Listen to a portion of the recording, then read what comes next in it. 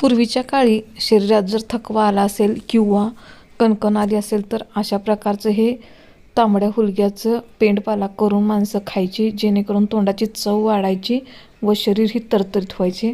व आत्ता आपण डाएटसाठी ही रेसिपी वापरतो. फक्त एवढी रेसिपी म्हणजे हा पदार्थ खाल्ला तरीही डाएट लोक दिवसभर फ्रेश राहू शकतात.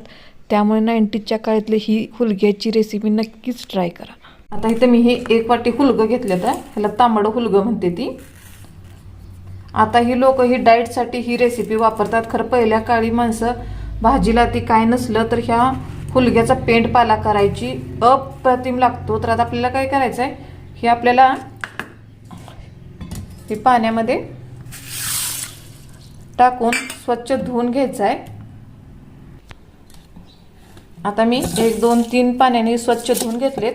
आता आपल्या याच्यामध्ये साधारणतः हे हुलगे पूर्ण बुडून थोडंसं पाणी वरती येईल एवढं पाणी ठेवायचं आहे. आता ह्याच्यामध्ये आपण थोडंसं मीठ व थोडीशी हळद टाकून ही शिजवून घ्यायचं आहे. एकदम घट्ट म्हणजे एकदम मऊ असं हे शिजवायचं आहे, जेणेकरून आपलं पेंडपाला अप्रतिम लागतो. हे खाऊन तर बघा, एकदम पौष्टिक आणि तुमच्या शरीरातले सगळे जे उष्णता ते आहे ते आजार घालवणारी अशी ही रेसिपी आहे. तर नक्कीच व्हिडिओ पूर्ण बघा.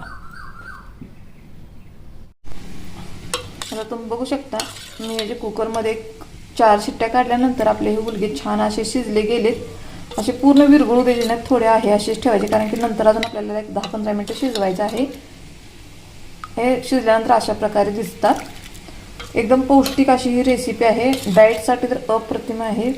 पहिल्या काळी माणसाची माडगं करून प्यायची. आता चला आपण रेसिपी करूया. आता इथं गॅसवरती आपली ही कढई गरम झाली आहे. त्याच्यामध्ये आपण 1-2 पळी तेल टाकून घेऊया. आता चुलीच्या ऐवजी आपण फक्त गॅसचा वापर करतोय, नाहीतर चव आणि टेस्ट तीच राहणार आहे. सगळे पदार्थ आपण तसेच टाकणार आहे. आता तेल कडल्यानंतर जिरे टाकूया, मोहरी आणि जिरे टाकूया. नंतर आपण ह्याच्यात चिचून घेतलेली कोथिंबीर, आलं, लसूण टाकूया.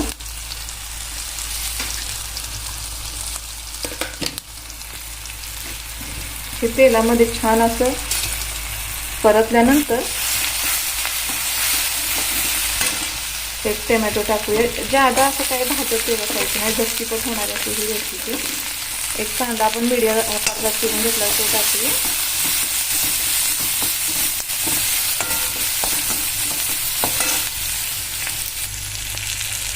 आता आपला कांदा पण छान असा भाजल्यानंतर टोमॅटो टाकून घेऊया. हा थोडा कच्चा टोमॅटो आहे, पण जर सुकलेला असेल तर ते तुम्ही वापरा. आता हे दोन्ही छान असं तेलामध्ये भाजून घ्यायचं आहे. पहिल्या काळी अशा रेसिपी पावसाळ्यात केल्या जायच्या, जेणेकरून भाज्याची जर प्रॉब्लेम असेल तर अशा कडधान्याच्या रेसिपी केल्या जायच्या. आता इथं तुमच्या आवडीनुसार फक्त आपला घरगुती मसाला व हळद टाकायची, चांगलं भाजून घ्यायचं. आता 2 मिनिट भाजल्यानंतर आता तुम्ही त्याच्यात आपण जे हुलगे शिजवले होते ते जर टाकून घ्यायचे पाण्यातही.